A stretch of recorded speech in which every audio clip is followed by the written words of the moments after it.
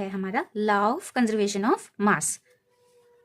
तो law of conservation of mass के according, conservation मतलब कोई चीज को आपने बचाया है, तो अकॉर्डिंगली लॉ क्या है हमारा, मास can neither be created nor be destroyed. जो किसी भी केमिकल चेंज में या फिजिकल चेंज में जो भी हमारे नेचर में हो रहे हैं, चाहे वो केमिकल चेंज है चाहे फिजिकल चेंज है, जो मास होता है टोटल हमारा, क्योंकि केमिस्ट्री है तो हम इसमें रिएक्टेंट और प्रोडक्ट के हिसाब से लेंगे, तो रिएक्टेंट्स में जो मास जितना भी इन्वॉल्व है किसी भी कंपाउंड का, एटम का, तो वो इक्वल होता है जो हमारे प्रोडक्ट्स फॉर्म है। ये नहीं है कि कहीं बीच में मास हमारा क्या हो गया, एलिमिनेट हो गया, या नया मास जितना रिएक्टेंट्स का लिया उससे फालतू मास उसमें बन गया।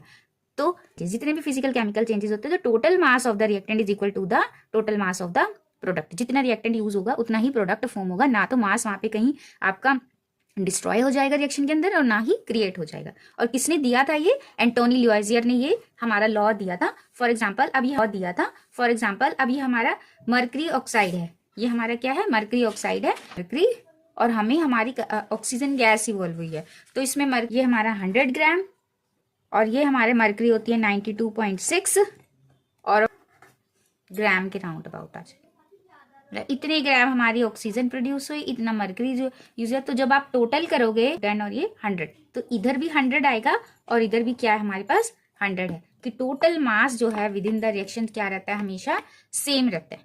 ये हमारी रिएक्शन है कि कोई भी आप रिएक्शन, आप एक एग्जाम्पल ले कर सकते हो। तो ये मैंने मर्करी का एग्जाम्पल लेके आपको समझाया है कि रिएक्टेंट का मास हमेशा बराबर होता है प्रोडक्ट के मास के बराबर है, पर रिएक्शन क्या होनी चाहिए, बैलेंस होनी चाहिए।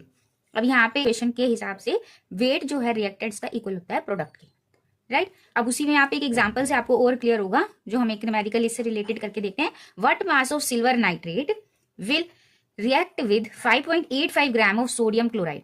सोडियम क्लोराइड के कितने वेट के साथ ये रिएक्ट हो आपका silver nitrate to produce 14.35 gram of silver chloride and 8.5 gram of sodium nitrate form. पहले आप रिएक्शन लिखो, ये आप 5.85 ग्राम लिया है और हमारा सिल्वर क्लोराइड जो प्रोड्यूस हुआ है वो कितना प्रोड्यूस हुआ है।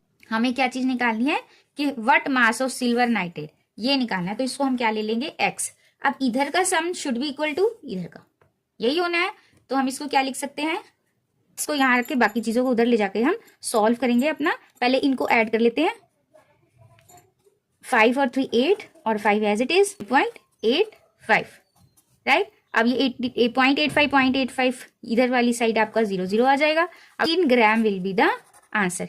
कितना हमारा सिल्वर नाइट्रेट यूज हुआ है, ग्राम, ये आंसर है। इसी तरीके से स्टूडेंट्स आप इस वाले क्वेश्चन को एज अ होमवर्क करेंगे और कमेंट बॉक्स में मुझे मैसेज करेंगे।